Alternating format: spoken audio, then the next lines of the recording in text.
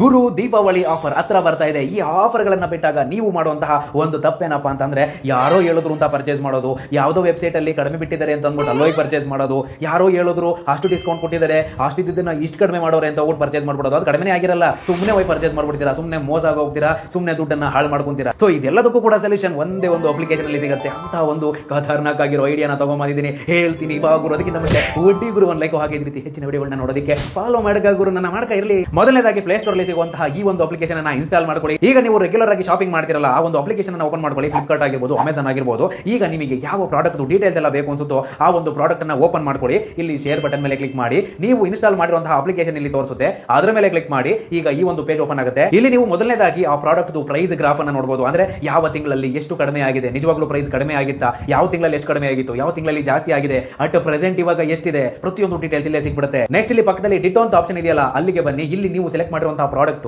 ಯಾವ ವೆಬ್ಸೈಟ್ ಅಲ್ಲಿ, ಯಾವ ಅಪ್ಲಿಕೇಶನ್ ಅಲ್ಲಿ ಅತಿ ಕಡಿಮೆ ಸಿಗ್ತಾ ಇದೆ, ಯಾವ ಅಪ್ಲಿಕೇಶನ್, ಯಾವ ವೆಬ್ಸೈಟ್ ಅಲ್ಲಿ ಎಷ್ಟು ಪ್ರೈಸ್ ಇದೆ, ಪ್ರತಿಯೊಂದು ಡೀಟೇಲ್ಸ್ ಇಲ್ಲೇ ತೋರಿಸ್ಬಿಡುತ್ತೆ. ನೆಕ್ಸ್ಟ್ ಇಲ್ಲೇ ಪಕ್ಕದಲ್ಲಿ ಡೀಲ್ಸ್ ಸೆಕ್ಷನ್ ಗೆ ಬಂದ್ರೆ, ಯಾವ್ದಾದ್ರು ಪ್ರಾಡಕ್ಟ್ ಗಳು ಅತಿ ಕಡಿಮೆ ಸಿಗ್ತಾ ಇದ್ರೆ, ತುಂಬಾ ಡಿಸ್ಕೌಂಟ್ ಅಲ್ಲಿ ಸಿಗ್ತಾ ಇದ್ರೆ ಅದೆಲ್ಲದನ್ನು ಕೂಡ ಇಲ್ಲೇ ತೋರಿಸ್ತಾರೆ. ಮತ್ತೆ ಅಪ್ಲಿಕೇಶನ್ ಲಿಂಕ್ ಏನಾದ್ರು ಬಂತು ಅಂದ್ರೆ ಒಂದೇ ಒಂದು ಕಮೆಂಟ್ ಹಾಕೋ, ಏನಾದ್ರು ಕಮೆಂಟ್ ಹಾಕು, ಒಂದೇ ಒಂದು ಕಮೆಂಟ್ ಹಾಕು ಸಾಕು, ನಾನು ನಿನಗೆ ಅಪ್ಲಿಕೇಶನ್ ಲಿಂಕ್ ಅನ್ನು DM ಮಾಡ್ತೀನಿ. ಇಷ್ಟ ಆಗಿದ್ರೆ ಒಟ್ಟು ಗುರು ಒಂದು ಲೈಕ್ ಹಾಗೆ ತುಂಬಾ ಜನಕ್ಕೆ ಶೇರ್ ಮಾಡಿ. ಮತ್ತೆ ಇದೇ ರೀತಿ ಹೆಚ್ಚಿನ ವಿಡಿಯೋಗಳನ್ನ ನೋಡೋದಕ್ಕೆ ಫಾಲೋ ಮಾಡ್ಕ ಗುರು ನನ್ನ ಮಾಡ್ಕ ಇರಲಿ.